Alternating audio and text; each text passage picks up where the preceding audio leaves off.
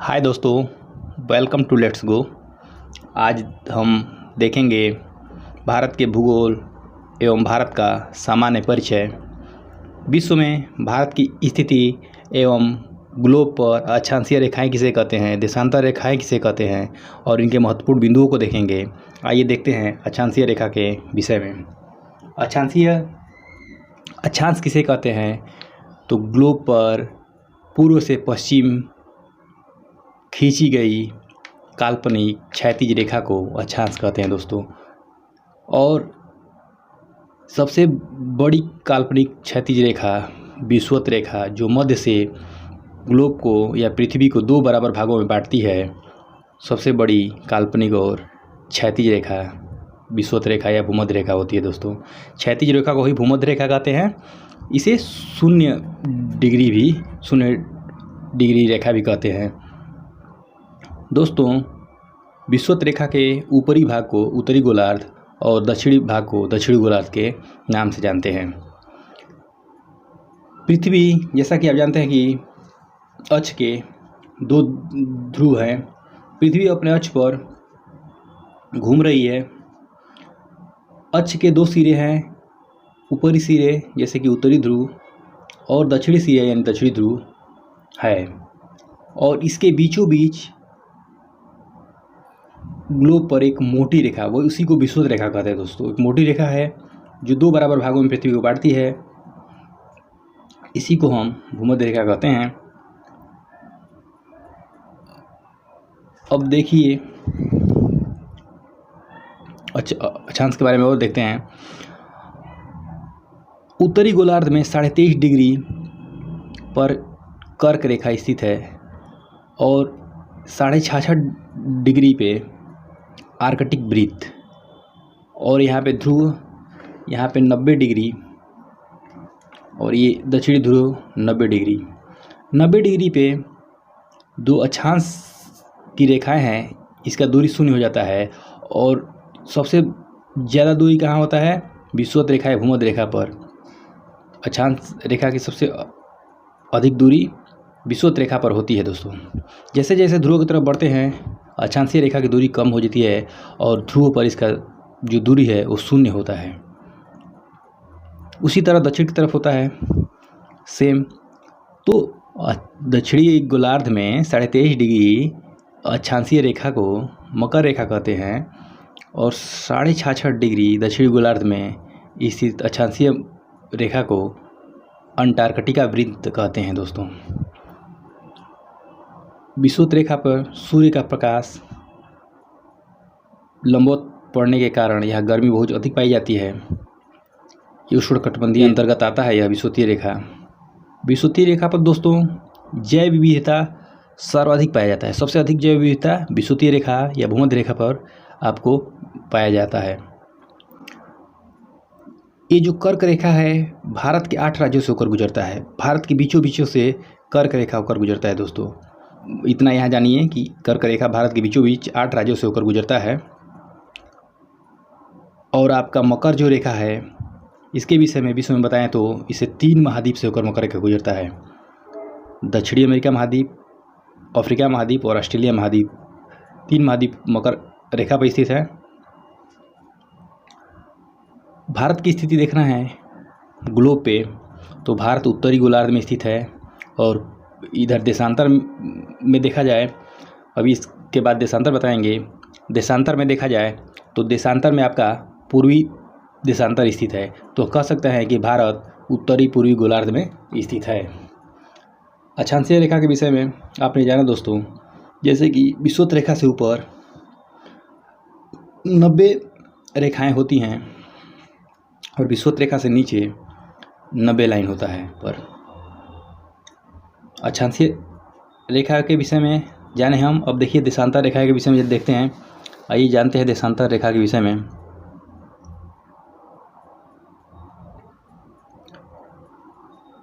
देशांतर रेखा दोनों ध्रुवों को मिलाने वाली काल्पनिक रेखा को देशांतर रेखा कहते हैं। दोनों ध्रुवों को मिलाने वाली काल्पनिक रेखा को दोस्तों देशांतर रेखा कहते हैं। ये देखिए उत्तरी ध्रुव, ये दक्षिणी ध्रुव को मिलाने वाली काल्पनिक रेखा को हम देशांतर रेखा कहते हैं। अक्षांशीय रेखा जो होती थी दोस्तों, या किसी जगह की स्थिति को दर्शाती है, और देशांतरीय रेखा जो होती है वह समय तिथि का निर्धारण करती है। यह आपका 0 डिग्री है, 120। देशांतरीय रेखा में यह जो बीचों बीच दोनों ध्रुवों को मिलाने वाली 0 डिग्री जो रेखा है, इसे ग्रीनविच या प्रधान रेखा कहते हैं। यही तिथि का निर्धारण करती है। यह लंदन के ग्रीनविच से होकर गुजरती है। इसे यही मानक रेखा है दोस्तों तिथि का। इसी से तिथि का निर्धारण करते हैं। यह 0 डिग्री रेखा लंदन के ग्रीनविच से होकर गुजरती है। यह अंतर्राष्ट्रीय तिथि रेखा इसे कहते हैं। 0 डिग्री रेखा को अंतर्राष्ट्रीय तिथि रेखा कहते हैं। और यह रेखा से पूरब जाने पर समय बढ़ता है और पश्चिम जाने पर समय घटता है। 1 डिग्री पूरब जाने से 4 मिनट समय बढ़ेगा, 1 डिग्री पश्चिम जाने से 4 मिनट समय घटेगा। अंतर्राष्ट्रीय तिथि रेखा पूर्व, अंतर्राष्ट्रीय तिथि रेखा के पश्चिम 12-12 घंटे का, यानी टोटल 24 घंटे का अंतर होता है। अंतर्राष्ट्रीय तिथि रेखा भारत की स्थिति पूर्वी गोलार्ध, यह इस 0 डिग्री रेखा से, अंतर्राष्ट्रीय तिथि रेखा से दाहिने तरफ पूर्वी गोलार्ध और बाईं तरफ पश्चिमी गोलार्ध है। ये आपका पश्चिमी गोलार्ध और ये पूर्वी गोलार्ध। ठीक है दोस्तों, भारत की स्थिति पूर्वी गोलार्ध में अक्षांशीय दृष्टिकोण से देखें तो भारत की स्थिति अक्षांशीय दृष्टिकोण से उत्तरी गोलार्ध में, जबकि देशांतरीय दृष्टिकोण से भारत की स्थिति पूर्वी गोलार्ध में है। अतः हम कह सकते हैं कि भारत की स्थिति उत्तरी पूर्वी गोलार्ध में है। भारत का क्षेत्रफल 32,87,263 वर्ग किलोमीटर है। भारत एशिया के दक्षिण में स्थित है। यहाँ आपने देखा कि देशांतरीय रेखा किसे कहते हैं और देशांतरीय रेखा से तिथि या समय का निर्धारण होता है। अगले वीडियो में हम इसकी देशांतरीय रेखा और अंतर्राष्ट्रीय तिथि रेखा कैसे निर्धारित किया जाता है, इसके विषय में हम आपको विस्तृत रूप से जानकारी देंगे। अभी देशांतरीय रेखा, अक्षांशीय रेखा के महत्वपूर्ण बिंदुओं को देखिए और समय का निर्धारण कैसे करते हैं, और पूर्वी गोलार्ध में जाने पर समय कैसे बढ़ता है, पश्चिमी गोलार्ध में जाने से समय कैसे घटता है, इसका अगले वीडियो में हम अच्छे से आपको विस्तृत रूप से जानकारी देंगे। दक्षिण से उत्तर की ओर भारत की मुख्य भूमि 8 डिग्री 4 मिनट, उत्तरी अक्षांश से 36 डिग्री 6 मिनट, 36 डिग्री 6 मिनट उत्तरी अक्षांशों के बीच स्थित है। और पश्चिम से पूर्व की ओर देखें भारत की स्थिति, तो पश्चिम से पूर्व की ओर भारत की स्थिति मुख्य भूमि से 68 डिग्री 7 मिनट पूर्वी देशांतर से 97 डिग्री 25 मिनट पूर्वी देशांतर के बीच स्थित है। जैसे भारत की स्थिति उत्तर पूर्वी गोलार्ध में स्थित है। तो देशांतरीय रेखाओं की संख्या कहीं से भी 0 डिग्री से कहीं से भी कोण बनाया जाए तो 360 डिग्री से अधिक कोण नहीं बन सकता है। अतः हम कह सकते हैं कि 360 डिग्री का कोण, देशांतरीय रेखाओं की संख्या 360 है। आइए देखते हैं भारत की स्थिति। दोस्तों, भारत की स्थिति एशिया महाद्वीप के दक्षिण में स्थित है। देखिए, ये एशिया महाद्वीप है। यह भारत पीले कलर से आपको दिखाई दे रहा है। भारत की स्थिति एशिया महाद्वीप के दक्षिण में स्थित है, यानी एशिया के सबसे निचले, और भारत तीनों तरफ से पानी से घिरा है, इसलिए भारत एक प्रायद्वीपीय देश है। तीनों तरफ से घिरे हुए देश को प्रायद्वीप, तीन तरफ से जो घिरा होता है उसे प्रायद्वीप कहते हैं। अतः भारत एक प्रायद्वीपीय देश है। भारत एशिया महाद्वीप के दक्षिण में स्थित है। दोस्तों, भारत एशिया महाद्वीप के दक्षिण में स्थित है। आपके ये 7 महाद्वीप दिखाई दे रहे हैं ग्लोब पे। एशिया महाद्वीप है, ये आपका अफ्रीका महाद्वीप है, ये उत्तरी अमेरिका महाद्वीप है, दक्षिणी अमेरिका, क्रम से बता रहे हैं दोस्तों घटते हुए क्रम में। एशिया महाद्वीप, अफ्रीका महाद्वीप, उत्तरी अमेरिका महाद्वीप, दक्षिणी अमेरिका महाद्वीप, अंटार्कटिका महाद्वीप, यूरोप महाद्वीप और सबसे छोटा ऑस्ट्रेलिया महाद्वीप। फिर से देखिए क्रम से, सबसे बड़ा एशिया महाद्वीप, दूसरे नंबर पर उत्तरी अमेरिका, दक्षिणी अमेरिका महाद्वीप, उसके बाद आपका 5वें नंबर पर अंटार्कटिका महाद्वीप, छठे पर यूरोप महाद्वीप और सबसे छोटा 7वें महाद्वीप है ऑस्ट्रेलिया महाद्वीप। दोस्तों यह है आपके ग्लोब पर महाद्वीपों की स्थिति ग्लोब पर। और इसी स्थिति के अनुसार भारत की स्थिति क्या है ग्लोब पर। उत्तर देखिए, यह जो डैश डैश दिखा रहा है ये विषुवत रेखा है, और जो ऊर्ध्वाधर डैश डैश दिखा रहा है ये आपका 0 डिग्री ग्रीनविच रेखा है। तो भारत की स्थिति देखिए, ये उत्तर हो गया और ये पूरब, तो इसको हम बोलेंगे उत्तर पूर्व दिशा, यानी कि उत्तर पूर्वी गोलार्ध। भारत की स्थिति जो है आपका उत्तर पूर्वी गोलार्ध में स्थित है।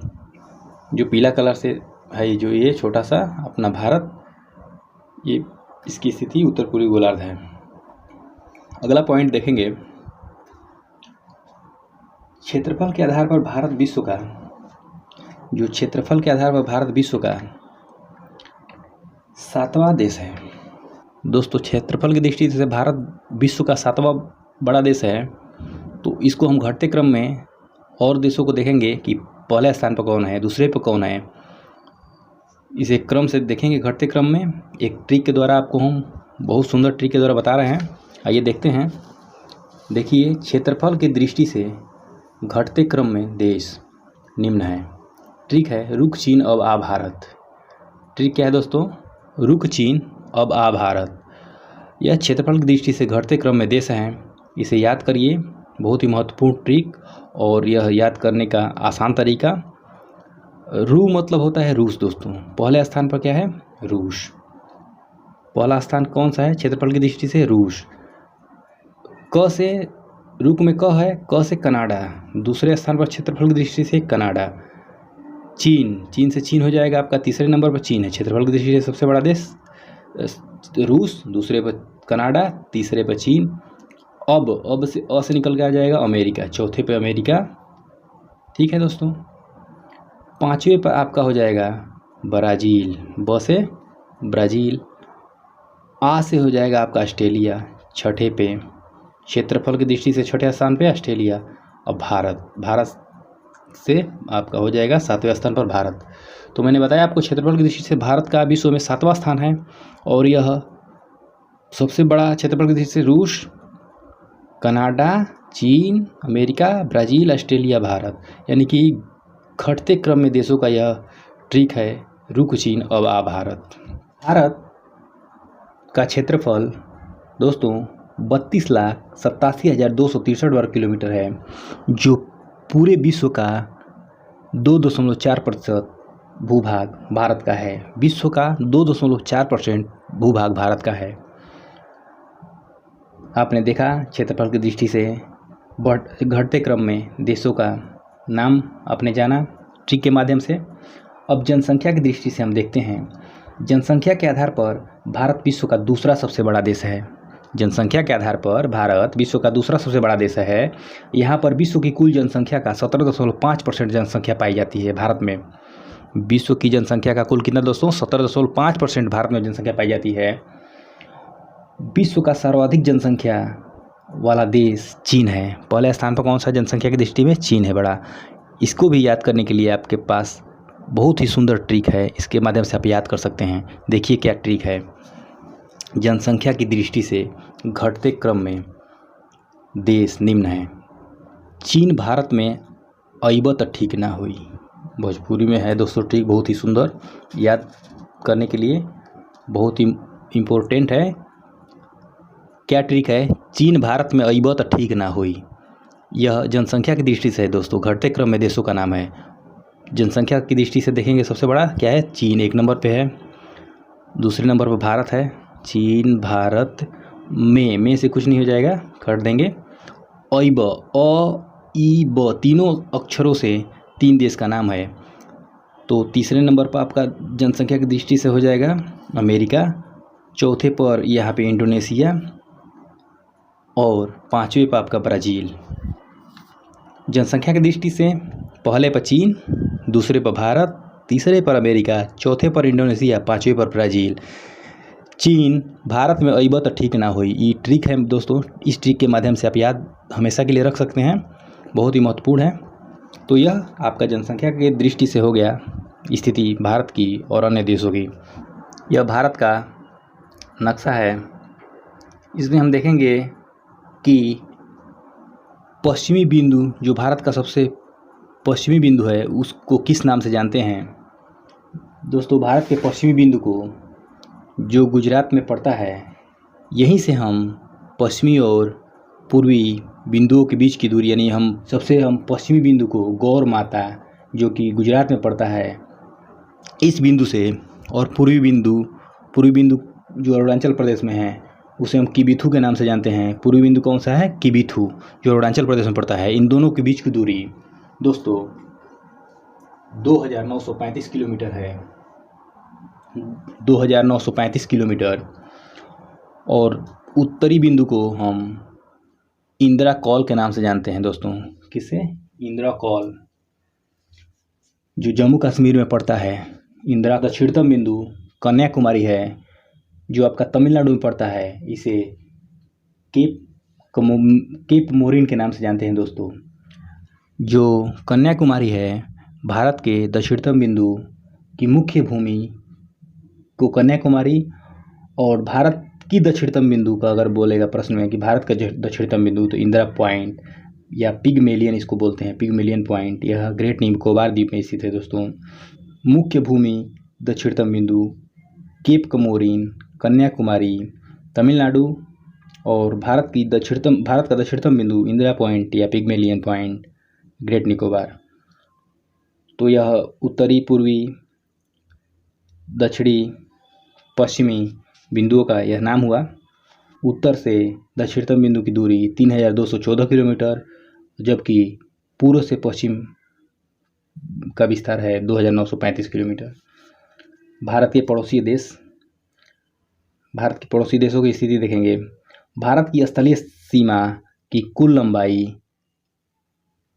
15,200 किलोमीटर है दोस्तों। भारत की स्थलीय सीमा की लंबाई 15,200 किलोमीटर है, जबकि मुख्य भूमि की जलीय सीमा की लंबाई 6,100 किलोमीटर है, तथा द्वीप सहित भारत की तटीय सीमा की लंबाई 7,516.6 किलोमीटर है। यानी स्थलीय सीमा की लंबाई, जलीय सीमा की लंबाई और कुल लंबाई।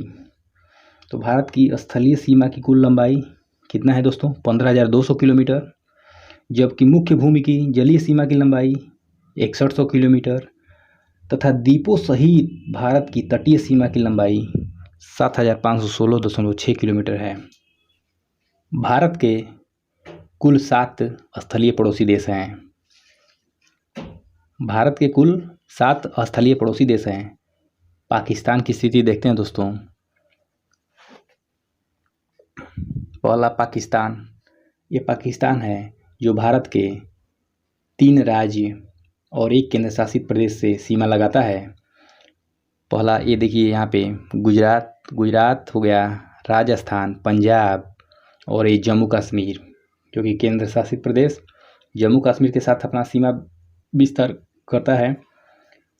इसके भारत और पाकिस्तान के बीच के सीमा रेखा की कुल लंबाई 3,323 किलोमीटर है, और भारत और पाकिस्तान के बीच की सीमा को हम रेड क्लिफ के नाम से जानते हैं दोस्तों। भारत और पाकिस्तान के बीच की सीमा को हम रेड क्लिफ के नाम से जानते हैं। दूसरा है अफ़गानिस्तान। देखिए, ये अफ़गानिस्तान है। अफ़गानिस्तान भारत के पाक अधिकृत क्षेत्र से जम्मू कश्मीर का पाक अधिकृत क्षेत्र है, वहाँ से सीमा इसका बनता है, जो कि सबसे छोटा सीमा इसी का बनता है, सबसे कम सीमा दूरी का सीमा इसी के साथ बनता है, अफ़गानिस्तान के साथ 107 किलोमीटर का दोस्तों बनता है सीमा इसके साथ। और इस भारत और अफ़गानिस्तान के बीच की सीमा को हम डूरंड लाइन के नाम से जानते हैं। डूरंड पड़ती है। तीसरे पे है दोस्तों चीन, तीसरे पे चीन है, ठीक है। तो चीन के साथ भारत की एक केंद्र शासित प्रदेश के साथ लगता है और 4 राज्यों के साथ सीमाएं लगती हैं। और चीन की सीमा की लंबाई सब दूसरे स्थान पे सबसे अधिक सीमा लगने वाला भारत से चीन ही है। चीन की लंबाई 3488 किलोमीटर की सीमा भारत के साथ लगती है। दूसरे सबसे लंबा तटीय रेखा वाला यह देश है। सबसे अधिक लंबा बांग्लादेश के साथ सीमा लगती है भारत की। तो चीन के साथ कौन कौन से राज्य भारत के सीमा लगाते हैं, आइए देखते हैं। जम्मू कश्मीर आपका यहाँ हो गया, जम्मू कश्मीर केंद्र शासित प्रदेश। हिमाचल प्रदेश, उत्तराखंड, यहाँ पे आपका सिक्किम हो गया और ये अरुणाचल प्रदेश हो गया। उत्तराखंड से ये नेपाल आपका हो जाता है, तो ये बीच में नेपाल हो गया। तो यहाँ तक उत्तराखंड, हिमाचल प्रदेश और जम्मू कश्मीर, यहाँ आपका सिक्किम और अरुणाचल प्रदेश के साथ सीमा चीन का लगता है। अर्थात कह सकते हैं कि 4 राज्यों के साथ और एक केंद्र शासित प्रदेश के साथ चीन की सीमा लगती है और इसकी दूरी 3488 किलोमीटर है। अगला है दोस्तों पड़ोसी देश में, अगला है नेपाल। नेपाल देश के साथ भारत का 5 राज्यों की सीमाएं लगती हैं। देखिए नेपाल उत्तराखंड के साथ सीमा बना रहा है, उत्तर प्रदेश के साथ, बिहार, उसके बाद पश्चिम बंगाल और सिक्किम के साथ। यहाँ पे देखिए सिक्किम है, नेपाल के साथ सीमा लग रहा है। और यह भारत के साथ नेपाल की 1751 किलोमीटर की सीमा लगती है दोस्तों। 1751 किलोमीटर की सीमा लगती है। अब आएंगे हम, अगला देश है भूटान। भूटान भारत के किन राज्यों के साथ सीमा लगाता है, आइए देखते हैं। भूटान का 4 राज्यों के साथ सीमा लगता है भारत के। भूटान सिक्किम से सीमा लगा रहा है, यहाँ पे देखिए यही है भूटान आपका। थोड़ा सा बड़ा करते हैं इसको, देखेंगे। देखिए भूटान, ये सिक्किम है आपका, सिक्किम के साथ लगा रहा है, पश्चिम बंगाल के साथ लगा रहा है। और यहाँ पे देखिए ये है आपका असम, यहाँ पे ये असम है, असम के साथ लगा रहा है।